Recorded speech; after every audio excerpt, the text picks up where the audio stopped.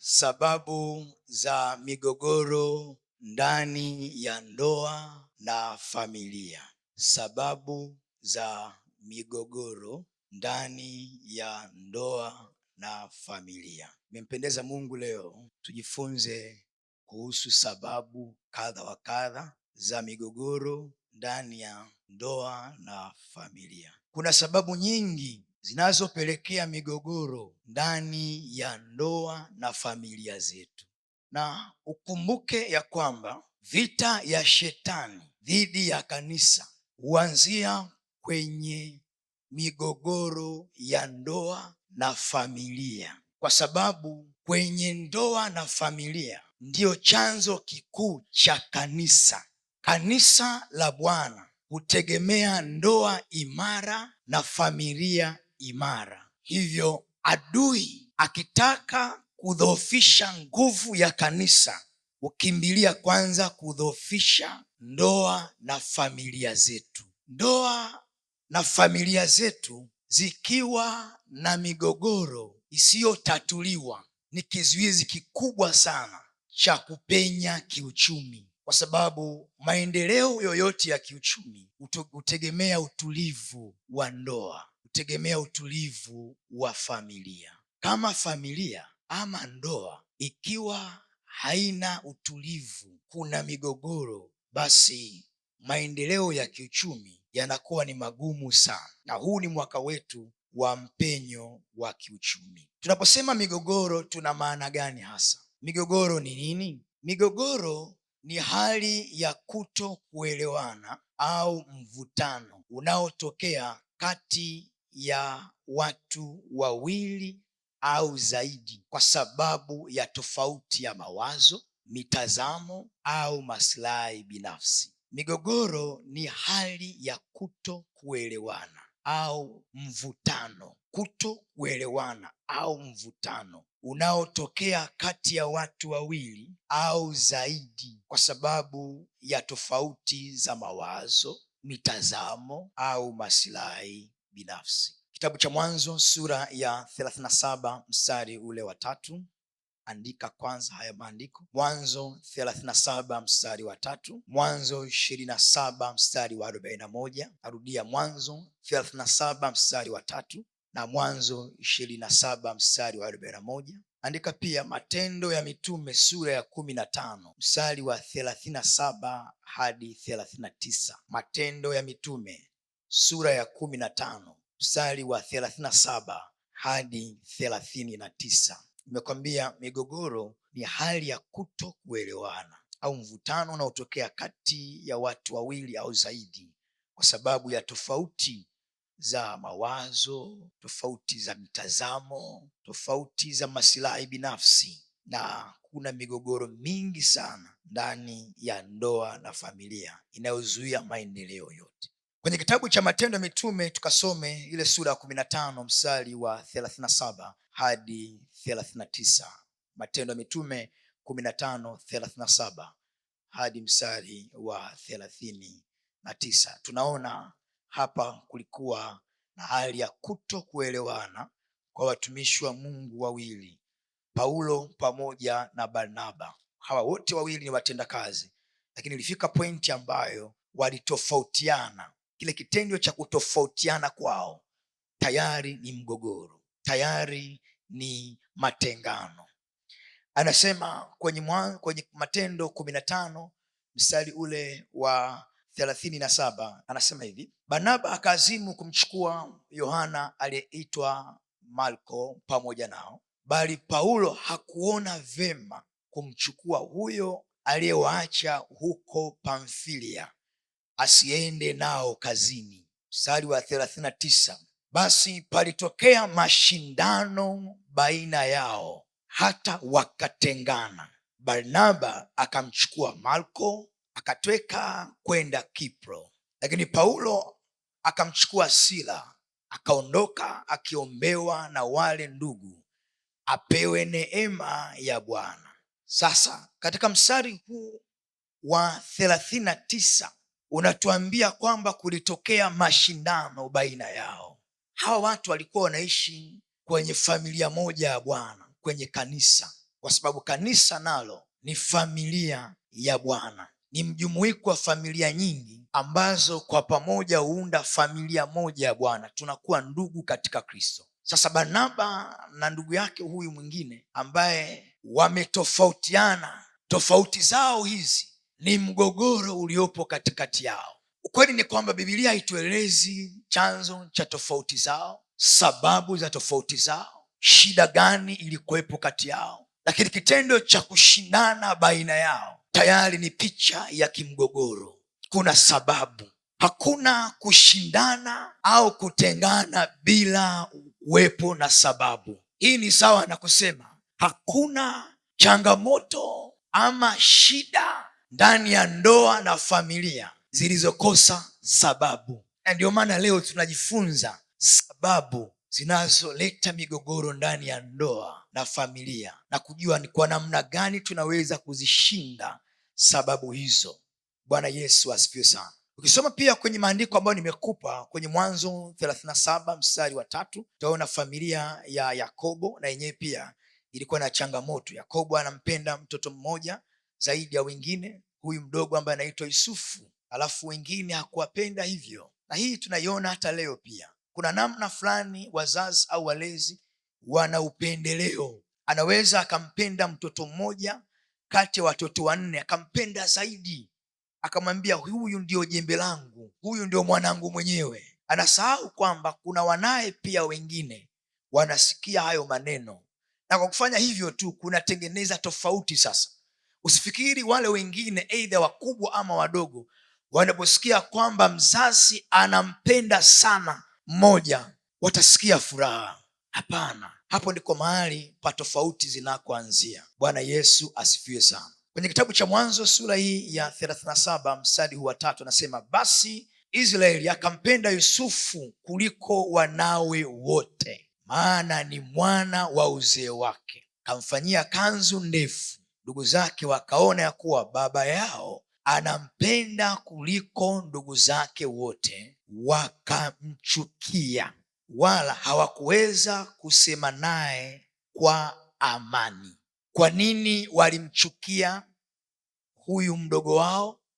Ni kwa sababu baba yao anampenda sana. Hawa ndugu walikuwa ni waovu, lakini kitendo cha baba yao kuonesha upendo zaidi katika mtoto mmoja kilileta mgogoro kwenye familia yao. Ndio maana nimekwambia hata leo pia changamoto hii tunaiona kwa wazazi. Mama, unaweza ukampenda sana kijana wako mmoja, mtoto wako mmoja, wengine unawapenda, lakini unaonesha mapenzi makubwa sana kwa mmoja kati ya wengine, na kwa kufanya hivyo ujue kwamba unaanza kuimega familia, unaanza kutengeneza mpasuko, unaanza kutengeneza mgogoro katika familia yako. Hata kama unampenda mmoja kuliko wengine, jitahidi kuto kuonesha mapenzi yako kwa huyo unayempenda, kwa sababu ukianza kuonesha mapenzi yako ya dhati, wengine ukaona kama vile sio wanao, hii inatengeneza mpasuko mkubwa sana. Mtu mmoja akaniambia, mchungaji, familia yangu, mume wangu anampenda sana kijana wetu mkubwa kuliko wadogo zake wote, na wako 4. Baba anampenda sana na anamwita jembe langu hili, mrithi wangu huyu ndio mimi huyu. Sasa kwa sababu hiyo yule mtoto anadeka, kwa hiyo anajua kwa vyovyote vile ninapendwa sana na baba. Anachoelezwa anaweza asifanye. Mama akimgusa mtoto huyo, ni mtoto wao wote, lakini mama akimgusa anaweza akarudi kwa baba na kumwambia mama ananionea, kwa sababu ni kipenzi cha baba. Na walipelekea mpasuko, mgogoro kaanzia hapo. Bwana Yesu asifiwe sana. Kama mzazi ama mlezi, haupaswi kuonesha mapenzi yako yote kwa mtoto mmoja alafu wengine ukawaacha. Tunaelewana wazazi? Tunaelewana vizuri? Kwa sababu kwa kufanya hivyo unatengeneza mwenyewe, wewe mwenyewe ndio unakuwa chanzo sasa cha kuleta mgogoro kwenye familia yako. Wazazi tupo? Bwana asifiwe. Lazima ubalance. Sasa sababu hizi ni zipi hasa? Tuangalie sababu 2-3 tu, alafu tupate muda wa kuomba. Sababu ya kwanza ya migogoro ndani ya ndoa na familia ni kukosa uaminifu, kukosekana na uaminifu kwenye ndoa na familia. Naomba ukumbuke, naposema familia, sibakii tu kwa familia ya baba na mama na watoto kule nyumbani. Kanisa pia ni familia. Hivi tulivyo ni familia. Sisi tunaye baba, tunaye mama wa kiroho. Hili ni familia pia, ni ndugu hapa. Kwa sababu hizi zinagusa pande zote: familia ya baba na mama wa kimwili na watoto pamoja na ndoa, lakini familia ya kiroho hii tuliyopo hapa.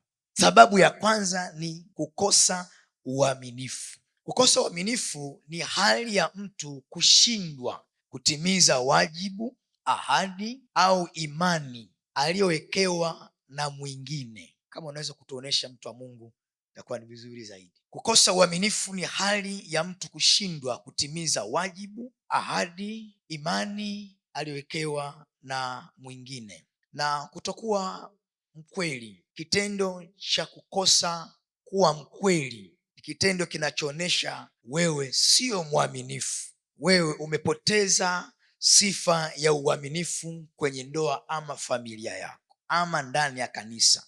Na katika muktadha wa ndoa na familia, kosa uaminifu kunaweza kuwa katika haya mambo yafuatayo. Kwanza ni kwenye eneo la uzinzi, pale ambapo mmoja kwenye ndoa anapochepuka na kwenda kutembea na mtu nje ya ndoa yake. Kitendo hiki cha wazi kabisa kinaonyesha mtu huyu aliyechepuka amepoteza uaminifu wake, sio mwaminifu. Hii ndio muktadha wa kwanza wa kukosa uaminifu kwenye ndoa. Labda kwenye eneo la uzinzi, kuwa na mahusiano ya kimapenzi au kingono nje ya ndoa. Watumishi wa Mungu, hii sababu ya kukosa uaminifu kwenye kategori ndogo tu hii ya kuchepuka kwenye ndoa yako, ndio mgogoro mkubwa kuliko maelezo utakaokuja baadaye. Kwa sababu mwenzako akija kujua kwamba unamchiti, hawezi kufurahia wala hawezi kuchekelea. Hii ni kwa pande zote, kwa mwanaume na kwa mwanamke pia. Hakuna anayeweza akafurahia kumwona mwenzi wake wa ndoa amekuwa ni mzinzi. Hakuna. Hapo ndiko tunaona migogoro inaanziaga hapo, mipasuko ya kifamilia inaanziaga hapo, kule juu kwa baba na mama, alafu inashuka kwenye ngazi ya watoto na hatimaye inashuka mpaka kwenye kanisa. Kwa sababu huyo ambaye amepoteza uaminifu anasali wapi? Kule aendako, manake lazima hakutakuwa sawa. Mnaweza mkampanga kwenye zamu ya maombi, zamu yoyote ya kuhudumu, lakini ni mzinzi. Unafikiri kutakuwa na uwepo wa Mungu kweli hapo? Unafikiri kutakuwaje hapo mahali mliko mpanga? Kukosa kwake tu uaminifu kwenye ndoa kumepelekea mgogoro kwa mwenzi wake, lakini pia mgogoro kwa watoto na jamii inayoishi pamoja naye, lakini pia mpaka kwenye kanisa la Bwana. Mungu atusaidie, sema amen. Kwa hiyo kwa muktadha wa ndoa na familia, kukosa uaminifu kwanza ni kwenye eneo la kuchepuka, uzinzi. Na watu wengi hawapendi sana tukayazungumza haya, kwa sababu kama vile hebu nenda kwenye pointi ya pili, hiyo iache, tumeshaielewa mchungaji, hiyo iache. Kanisa manake tuwezi kupona kwa kila mmoja. Bwana Yesu asifiwe sana. Kwa kila mmoja wetu. Kuna watu ambao sio wazinzi, wanasema hii mimi hainihusu kabisa, lakini tunakuelekea mbele, yamkini kuna pointi ambayo itakuhusu. Lakini pamoja na hivyo, manake unapaswa kuweza kuendelea kuombea ndoa yako, familia yako, pasiwepo na roho ya uzinzi kwako. Kwa sababu sijidhania kama umesimama tu hivi hivi, uangalie kama mwingine ana struggle with na kitu hicho. Uwe makini pia na wewe kusema nataka nizuie roho hii kwenye ndoa yangu na familia yangu, na unaomba kana kwamba ipo, ili sije kaingia kabisa kwenye ndoa yako au kwenye mahusiano yako. Sema amen. Makofi mengi kwa Yesu. Lakini pia kukosa uaminifu kwenye ndoa au kwenye familia inaweza kuwa swala zima la uongo. Moja muongo hivi, hana kweli, yaani kuficha ukweli au kudanganya mwenzi wako au wanafamilia au kwenye taasisi kama kanisa. Mtu ambaye ni muongo sio mwaminifu, amepoteza uaminifu. Huyu ni sawa kabisa na mtu ambaye amekwenda kusaliti ndoa yake, familia yake, ama mahali ambako anakufanya huduma ama kazi. Unajua kuna namna fulani shetani amejificha sana kwenye eneo hili. sababu anajua kwa namna moja ama nyingine, ili alidhoofishe kanisa, anaposhughulika na ndoa zetu na familia zetu, kumfanya mmoja apoteze uaminifu, awe mtu ambaye si wa kweli, anajua kabisa hapo ndiko mahali ameenda pia kuligusa kanisa la Bwana. Tunaelewana vizuri, watu wa Mungu? Hali ya kuwa na uongo mjini anasema uongo pro max, yani umekuwa muongo too much. Bwana asifiwe sana. Yani hakuna kweli ndani yako. Bwana mwenyekiti wa Injili anacheka hapa. Yani hakuna kweli ndani yako. Unafahamu kwamba kuna watu ambao wamepoteza uaminifu kiasi kwamba hata akikueleza habari, kwanza unauliza kasema nani huyo, ili ujue aliyesema hiyo ni nani. Ukiambiwa unasema basi sawa, nishaelewa, haya tuendelee, kwa sababu unajua huyu ndugu hakuna kweli ndani yake. Hakuna kweli ambayo anaweza akaisema ikawa ni kweli kweli. Katika 10 labda 1 2 ndio kweli, lakini zote hakuna kweli ndani yake. Kuwa muongo kuna maanisha pia umepoteza uaminifu kwenye ndoa au kwenye familia yako. Lakini pia eneo hili la kupoteza uaminifu kwenye ndoa kunaweza pia kukawa kuvunja ahadi au makubaliano. Kuvunja makubaliano ama ahadi, yaani kutotimiza ahadi ulizotoa kwa mwenzi wako au kwa familia. Hapo mpoteza uaminifu. Hiyo ni sababu kubwa sana ya kupelekea mgogoro. Umeweka ahadi au makubaliano na mwenzako au kwenye familia au kwenye taasisi kubwa kama hii. Tuanzie kwenye taasisi basi. Mtu anasema nitakuwepo kwenye maombi ya mapatano. Alafu siku ya maombi hatokei, hapigi simu wala ulizi chochote, hatokei tu. Alafu bahati mbaya zaidi kasahau kama kuna mapatano na namna hiyo. Kwa kufanya hivyo tayari wale wengine wanaanza kusema inakuwaje fulani mbona hajaja? Bwana asiwe sana. Wanaanza kuto kuelewana naye, na akiwa mtu huyu ana tabia hiyo hiyo ya kuvunja mapatano, kuharibu mapatano, manake ni chanzo kikubwa sana cha mgogoro kwenye jamii au kwenye familia au kwenye kanisa. Bwana Yesu asifiwe sana. Na kwenye ndoa pia ni hivyo hivyo. Unaweza mkakaa na mwenzako mkaidiana, ukamwambia nitafanya 1 2 3, naye akasema asante baba, asante mama, lakini akija kupata ili afanye hafanyi. Kwa hiyo amekuwa ni mtu wa kutoa ahadi, kuvunja tu maagano. Kwa kufanya hivyo mwenzake anasikia maumivu kwamba inakuwaje mwenzangu, mbona kila tunapokubaliana wewe unakuwa wa kwanza kutengua makubaliano? Kuna baba mmoja na mwenzake wamekaa chini wakakubaliana kwamba mwaka huu hebu tukajenge nyumba yetu. Wana kiwanja somewhere, tukajenge pale nyumba yetu. Tukipata fedha tutakwenda kujenga nyumba yetu, tutoke kwenye adha hii ya kupanga. Na kweli ilikuwa ni patano zuri sana, lakini kadiri wanavyopata pesa, baba ndo alikuwa mchokozi siku hiyo. Anapopata fedha zote anazidirect kwenye mambo mengine, na anamwambia unajua kule kuna wachawi sana. Lakini akipata fedha tayari kule kuna hali ya kiroho sio nzuri mke wangu, kwa mimi naona ngoja tusubiri kidogo, tutajenga wakati mwingine. Akikosa anarudi pale pale kwenye mpango kwamba lazima tujenge mwaka huu. Na kwa kufanya hivi imepelekea huyu mama kasirika kwamba inakuwaje mwenzangu, kila tunapokaa chini wakati hatuna fedha tunapanga vizuri, tukipata fedha mwenzangu, fedha hizo unapeleka kwenye mambo mengine ambayo hatukuyapanga. Umevunja makubaliano yetu, umevunja maagano yetu, na baadaye wanatofautiana. Sasa mnaelewa vizuri watumishi wa Mungu? Bwana asifiwe. Hii ni kwenye pande zote. Kukosa uaminifu pia ni kuvunja yale makubaliano mliokubaliana wenyewe. Kwa mfano, leo wainjilisti wamekubaliana kwenda kuhubiri injili, afa anatokea mmoja anasema mimi najua siendi bwana. Kwa nini? Mimi naona tu kama wingu lijakaa vizuri, kutakuwa na mvua sana leo, najua nimeona kwenye habari. Bwana asifiwe sana. Asa mvua haijanyesha, wewe unasema nimeona kuna wingu kubwa sana, mvua itakuwa kubwa sana. Hamjaona habari nini? Kumbe mwenzako hataki, anapangua makubaliano yenu. Na kwa kufanya hivyo tayari migogoro inaanzia hapo. Wenzake wataanza kusema inakuwaje sasa, mbona mvua haijanyesha rafiki? Mbona unaanza kufikiri kwa habari ya mvua na mvua bado? Umepoteza uaminifu. Bwana Yesu asifiwe sana.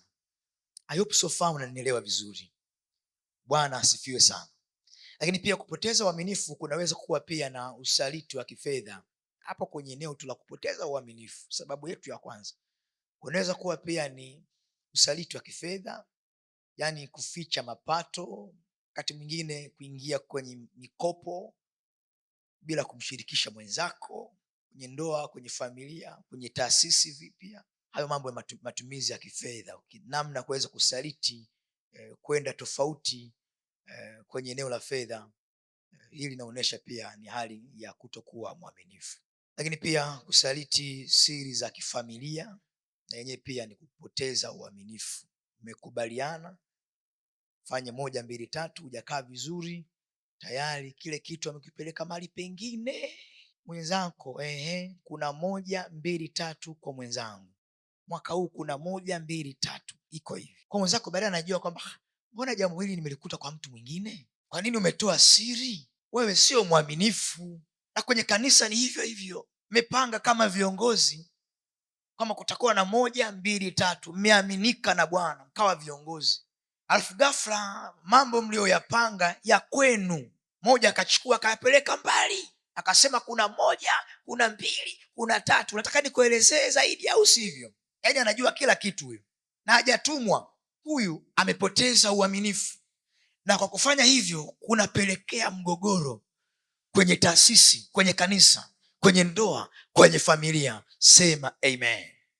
Sema naikataa roho ya namna hiyo kwa jina la Yesu. Athari nyingi kwenye eneo la kupoteza uaminifu kama moja sababu ya chanzo cha mgogoro. Ukipoteza uaminifu kwenye familia au kwenye ndoa, unaondoa kibali cha Mungu. Samueli wa pili sura ya 12 mstari wa 14. Ukipoteza uaminifu kwenye ndoa yako, kwenye familia yako, kanisani, unaondoa kibali cha Mungu kwenye maisha yako. Kwenye kitabu cha Samueli wa pili 12:14 tunamwona Daudi ambaye alitembea na Bathsheba mke wa Uria, na tendo hili lilikuwa ni baya na machukizo mbele za Mungu, na kwa kufanya hivyo Daudi alipoteza uaminifu wake. Na kitu gani kilifuata baada ya tendo hilo? Mstari huu wa 14 anasema, lakini kwa kuwa kwa tendo hili umewapa adui za Bwana nafasi kubwa ya kukufuru, mtoto atakayezaliwa kwako hakika yake atakufa. Kibali kilipotea hapo. Unajua, ukipoteza uaminifu kama hivi ambavyo Daudi alifanya, ukaomba toba mbele za Mungu, Mungu ni mwaminifu, anakusamehe kabisa. Lakini kuna mambo ambayo lazima uvune. Pamoja na kwamba umesamehewa dhambi, lakini kuna matendo ambayo Mungu lazima yaachilie somewhere, ili ujue kwa namna gani uliugusa moyo wa Mungu kamuumiza. Daudi naye pia hivi hivi aliomba toba kwenye Zaburi ya 51 yote, akaomba kweli mbele za Mungu na Mungu alimsamehe Daudi. Lakini matokeo ya usaliti wake, matokeo ya kupoteza uaminifu wake alikuja kuyapata. Maana alifiwa kweli na mwanaye, lakini pia na watoto wake wote wakaingia kwenye migogoro. Familia ikawa na migogoro, huyu anatembea na huyu, mtoto kwa mtoto anatembea, yani dada mtu na kaka mtu anatembea. Hii ni mbaya sana. Bwana asifiwe sana. Pakawa na shida kwa sababu ya mtu mmoja amepoteza uaminifu mbele za Mungu. Watumishi wa Mungu, ukipoteza uaminifu tena katika hali ya kujua kabisa na kusema mimi hakuna shida, nitasaliti kidogo ndoa yangu, ujue matokeo au shida hautaipata peke yako, na mwenzako pia ataipata shida hiyo somewhere. Lakini pia na watoto wako pia unawajengea waingie kwenye migogoro. Tendo unafanya wewe kwa siri, lakini matokeo mabaya yanawapata wote.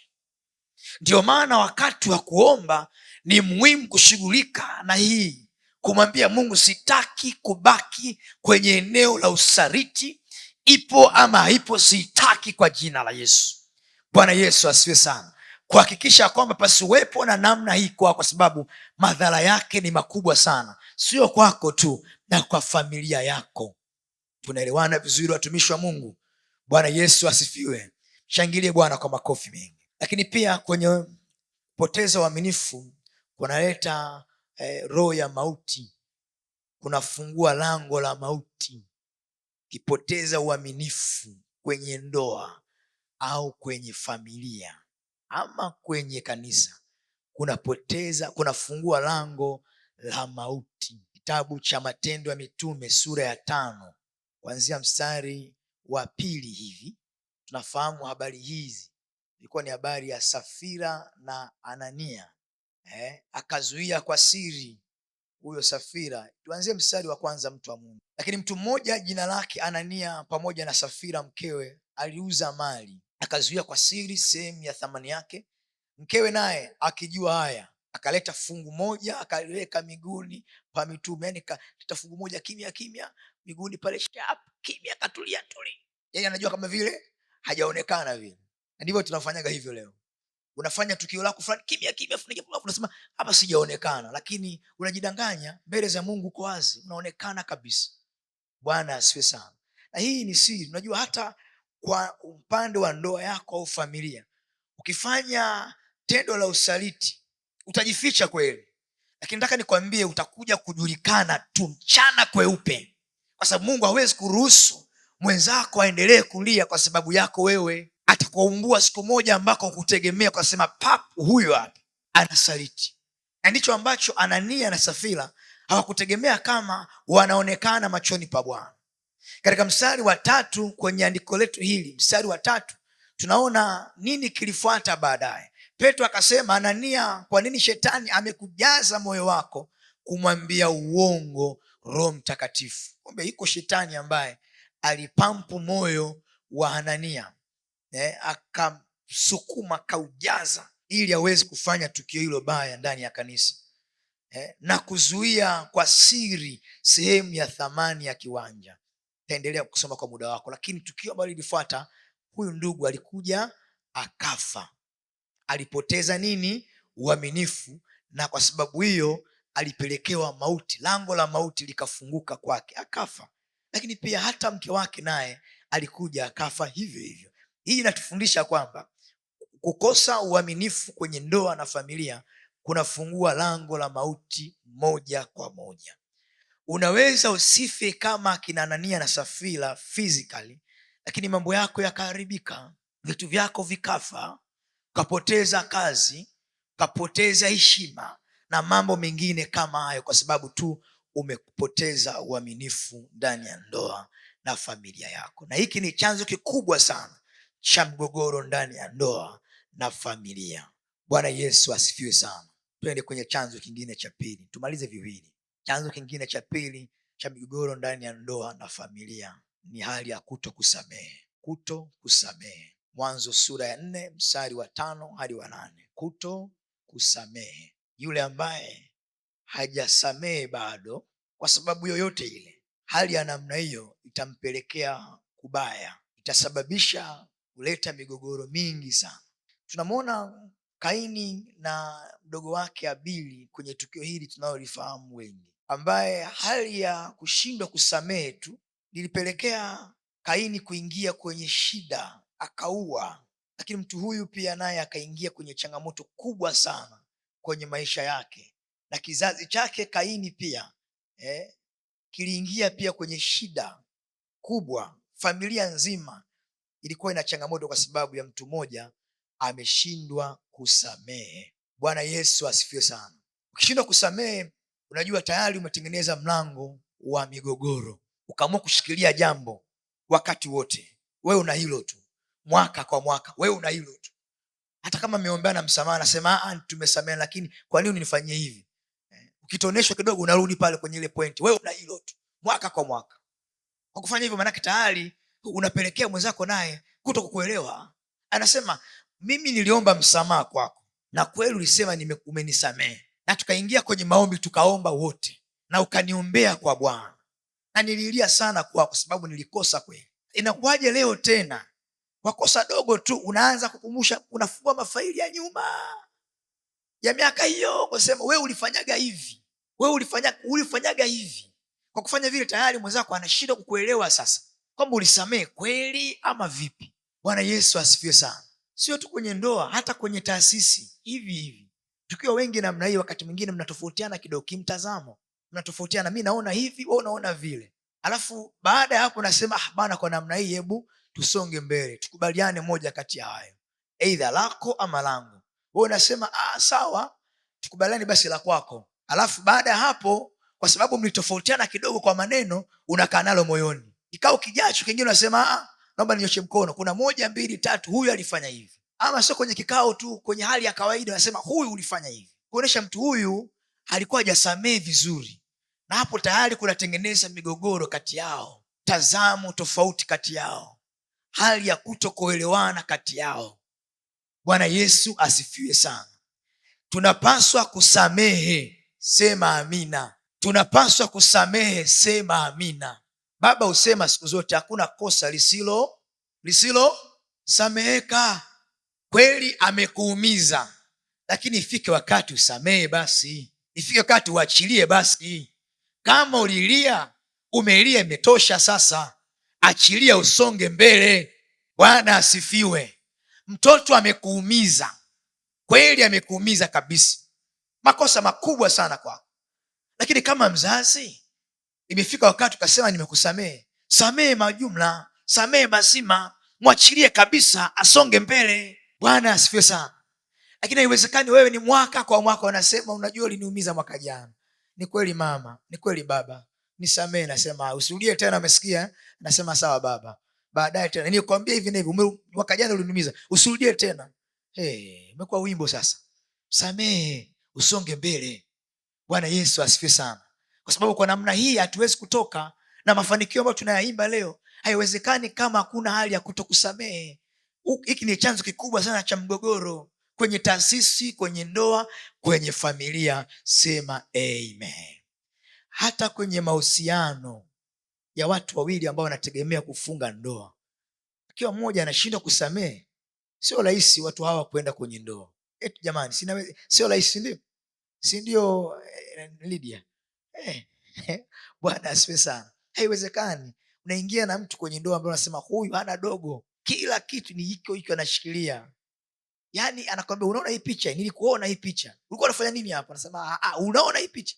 Nasema kwa namna hii acha tu ni pull out. Huyu sio mtu sahihi kwangu. Asamei huyu. Kama hivi tu hatujafunga ndoa, vipi tukiingia kwenye ndoa?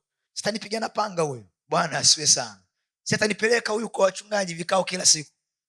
Haipendezi. Sisi tumeumbiwa na Mungu roho ya msamaha. Hii roho ya Kristo iko ndani yetu. Sema amina. Tunapaswa kusamehe, na tukisamehe tusamehe kweli.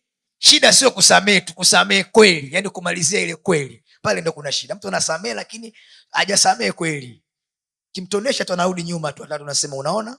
Nikuoneshe profile yako. Hujasamehe. Samehe kweli, sema amina. Bwana Yesu asifiwe. Kwa hiyo kusamehe ni uponyaji mkubwa sana ambao unaleta uponyaji na kuzuia migogoro ndani ya ndoa na familia. Lakini tumalizie na sababu nyingine, ni wivu usio na maana. Mimi naitaga wivu wa kijinga. Si hauna maana. Kitu ambacho hakina maana ni cha kijinga. Wivu usio na maana ni sababu kubwa sana inayopelekea hali ya kutokuelewana, migogoro kwenye ndoa na familia tulizo nazo na ndani ya nyumba ya Mungu. Wivu ni mbaya, hasa wivu wa kijinga. Wivu wa kijinga ni hali ya kusikia maumivu kwa sababu ya mafanikio ya mtu mwingine. Kweli kuna wivu wa maendeleo ambao ni mzuri. Mzako amefanya hatua moja ya kimaendeleo, alikuwa anajenga nyumba, sasa amefikia kwenye kozi fulani ya dirisha, ghafla unaona jamaa kapandisha kwenye renta. Nasikia si natamani kweli mimi nifikie kwako. Ni wivu mzuri wa kimaendeleo. Na kumwambia umefanyaje rafiki yangu, umepigaje hapa? Nakwambia unajua mimi nilifanya hiki, nikafanya hiki, nikafanya kile. Ameacha nifanye hivyo hivyo bwana. Hizo tofauti umeondoa wapi? Unajua kuna watu wana maarifa. Mtu mwingine anajenga anasema, "Wewe umejengaje?" Na sio mimi nilikopa. Ulikopaje? Hapo kwenye duka la vifaa hivyo. Kumbe inawezekana. Inawezekana. Acha na mimi kesho nikope cement, anaanza kukopa naye. Huo ni wivu wa kimaendeleo. Bwana asifiwe sana. Analipa kidogo kidogo, hatimaye nyumba imeisha. Sasa huo ni mzuri, lakini huu ambao wivu sio na maana, wivu wa kijinga, ndio chanzo kikubwa sana cha migogoro ndani ya ndoa na familia zetu. Kitabu cha Yakobo sura ya 3 mstari wa 16. Naomba uandika, ya maandiko ni mengi, hatuwezi kuyasoma yote na kufafanua kwa sababu ya muda ambao tuko nao. Yakobo sura ya 3 mstari wa 16, Samueli wa kwanza 18:8 hadi 9, Samueli wa kwanza 18:8 hadi 9, Mwanzo 30 mstari wa kwanza. Naomba katika haya matatu tusome moja tu. Tusome la Samueli wa kwanza 18 mstari wa 8 hadi wa 9. Ile nyingine ni Mwanzo 30:1. Tusome kwenye Samueli wa kwanza sura ya 18 mstari ule wa 8 hadi wa 9. Tunamwona hapa huyu ndugu ambaye anaitwa Sauli. Basi Sauli akaghadhibika sana.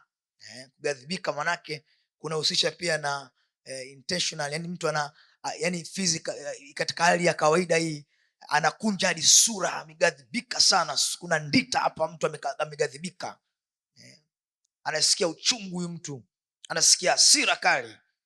Basi Sauli akaghadhibika sana, na maneno haya yakamchukiza, akasema, wamempa Daudi 10,000 na mimi wamenipa 1,000 tu.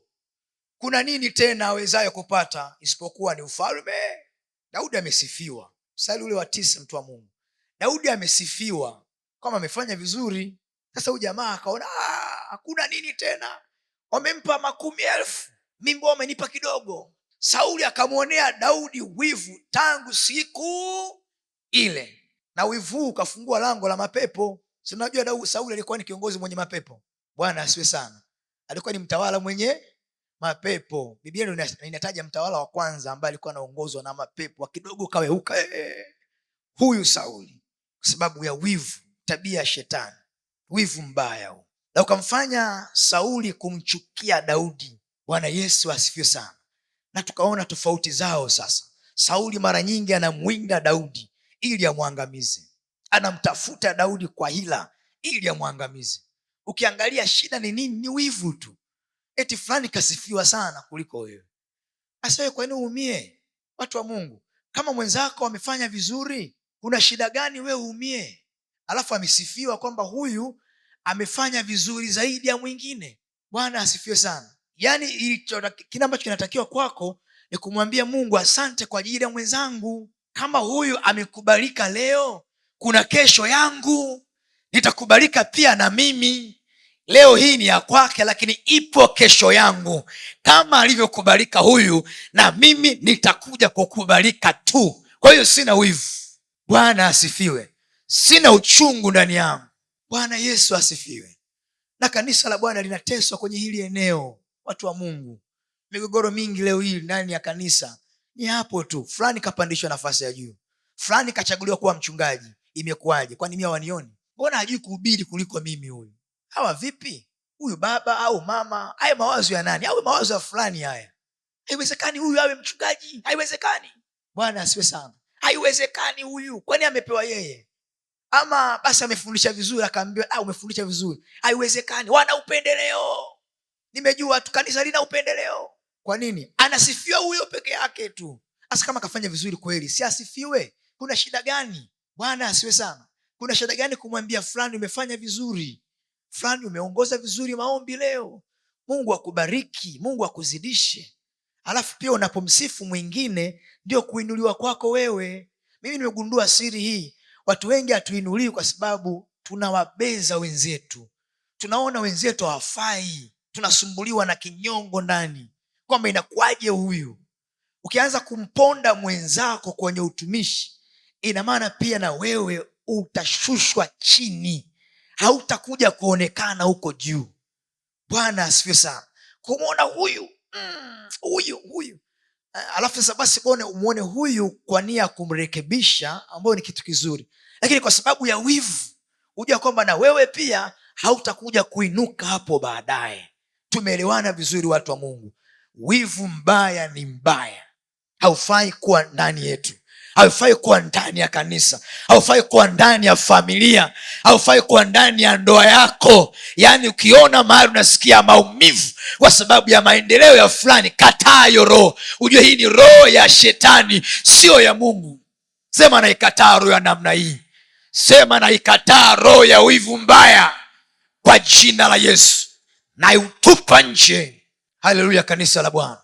Najua watu wa Beloya hapa tunaga wivu mbaya wa namna hii, ni huko nje, lakini lazima tuombe. Bwana asiwe sana, ili kuondoa hali ya namna hii isiwe sehemu yetu. Sema amina. Na ikiwa sehemu yetu, manake inaleta migogoro mingi kwenye ndoa, kwenye familia, kwenye taasisi, na inazuia ule mwaka wa mpenyo wa kiuchumi, mpenyo wa mafanikio ya kiuchumi, kwa sababu hakunaga hapo mafanikio halisi kama tayari unaanza kuona wivu mbaya wa namna hii. Mwangalie Sauli, ambao mfano ambao nimekupa, hakufanikiwa kwenye kiwango ambacho Mungu alikuwa anataka, kwa sababu huyu mtu alikuwa na wivu mbaya, alikuwa na wivu mbaya mno. Kama kiongozi, maana yake upaswi kuwa na wivu mbaya. Mwenzako anapoinuliwa, wewe sema tu haleluya, namwombea fulani, kesho pia na mimi nitakuja kuinuliwa. Na ukifanya hivi, maana yake Mungu pia naye anakuinua, kwa sababu wewe umepay attention ya kumwombea mtu mwingine. Sema amen. Makofi mengi kwa Yesu. Tufanye nini basi? Tuache sababu nyingine, twende kwenye kufanya nini. Jambo la kwanza la muhimu, sababu tunadili na maeneo yote mawili, ndoa, familia, lakini pia na kanisa. Tukirudi kwenye ndoa, jambo la kwanza la tufanye nini ni kuanzisha ibada za nyumbani. Kuanzisha ibada za nyumbani, au kujenga madhabahu ya ibada nyumbani. Kujenga madhabahu ya ibada nyumbani, kujenga madhabahu ya Mungu nyumbani, au kuanzisha ibada nyumbani. Hivyo tutakavyoweza kuandika Yoshua sura 24 mstari wa 15. Yoshua 24:15. Yoshua 24:15. Familia nyingi hazina ibada. Tuambiane tu kweli hapa. Bwana asiwe sana. Watu wengi kwenye familia hakunaga ibada kabisa kabisa. Huku kanisani yuko na ibada, ni mwana maombi, ni mtumishi, ni mtu fulani, lakini nyumbani ukirudi hakuna madhabahu ya Mungu, hakuna ibada. Hapo tayari umefungua mlango kabisa wa wazi wa tofauti, ili ushughulike na hizo tofauti. Manake kama ni nyumbani kwangu, mambo yote haya ambayo yanaletwa na shetani, nianze kuzuia kidogo kidogo kwa kutengeneza utaratibu wa kiibada, kwa sababu kanisa la kweli linaanzia wapi? Nyumbani. Sasa kwako ukichunguza bila kukupointi au bila kusema nani na nani, ukagundua kwamba mimi kwa kweli nyumbani kwangu sinaga ibada, yaani sinaga maombi ya mimi na familia yangu. Tukiingia nyumbani, kila mtu na kona zake, baba kule, mama kule, watoto kule, kama wafanyakazi nao kule. Imeisha hivyo. Ibada nyumba, ibada kanisani tu. Kwa kufanya hivi, manake tayari unatengeneza mpasuko mkubwa sana. Kwa kama baba na mama, manake mnapaswa kuwa karibu kiroho, kuweza kuchochea moto wa maombi. Huna mume, huna mke, lakini una familia, lazima kuwe na ibada hapo nyumbani. Bwana asiwe sana. Bila kumtaja mtu mmoja humu ndani, nampenda, anasema yeye nikimpigia simu kipindi fulani, anasema mchungaji, nipo kwenye ibada ya maombi, alafu saa 4 au saa 3 anaomba. Tuko kwenye ibada hapa nyumbani. Hii nikasema ni nzuri sana, inazuia changamoto nyingi za kiroho ambazo shetani anapenyesha hapo, anazuia kwa sababu ibada iko hapo. Bwana Yesu asifiwe sana. Tukaanzishe ibada za nyumbani kwako mwenyewe. Una watu 2 watatu unaishi nao, waambie bwana we, tuanze ibada. Hakuna namna ya kusema mimi naombea chumba hiki, wewe chumba kile. Asubuhi kila mtu anatoka anavyoweza. Tuombe pamoja.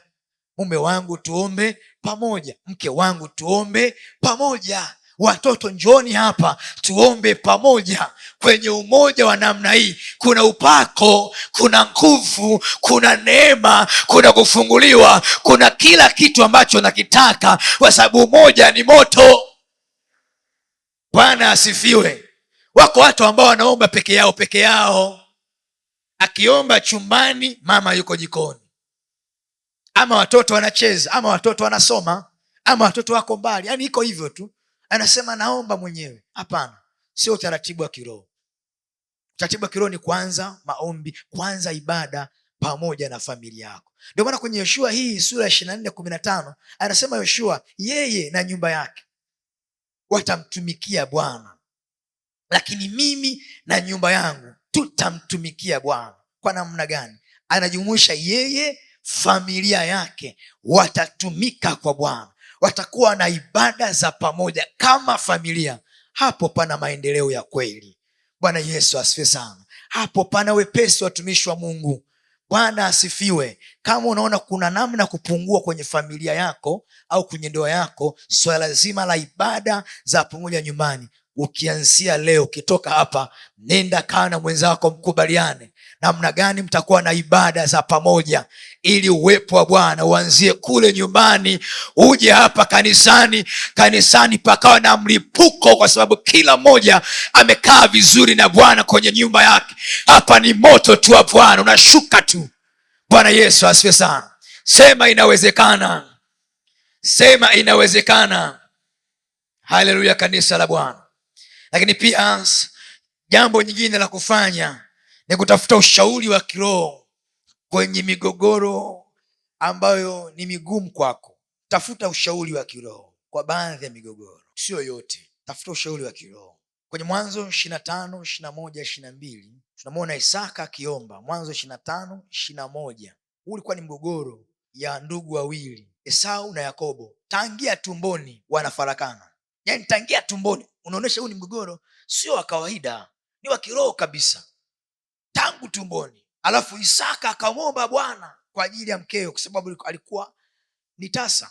Akamwomba Bwana, Bwana akamwitikia na Rebeka mkewe akachukua mimba. Ukianzia ule mstari wa 20, mtu wa Mungu, 22, ukaanzia 20 mpaka 22, unaona kwamba wanashindana watu wawili kwenye tumbo. Kitendo cha Isaka kumwomba Bwana, maanake anajaribu kutafuta ushauri wa kiroho. Mungu nisaidie, Mungu ingilia kati kwenye ushauri. Manake sio tu ushauri, maombi pia. Lakini mimi hapa naangazia sana kwenye eneo la ushauri, kwa sababu kuna mambo mengine yamepita level yako ya kawaida. Ndugu zangu, kuna migogoro mingine ukiipima hivi unasema unatokaje hapo? Hapa nenda kwa mchungaji, hapa nenda kwa baba, ushauri, akuombee pia. Bwana asifiwe sana. Sisi kwenye kanisa hili tuna upendeleo sana. Mimi mara nyingi nawaambiaga hapa, na sisemi kwa sababu nataka nijikombe sana kwa baba au nimsifie namna. Yaani kitendo cha baba kuwa naye karibu sisi, achilia mbali uzoefu wa kiroho alionao, huu tu wa age yake, umri wake, mengi aliyowahi kuyaona, ni tosha kabisa, ni dawa kabisa ya kusema usifanye hivyo, fanya hivi, usiende huko, fanya hiki.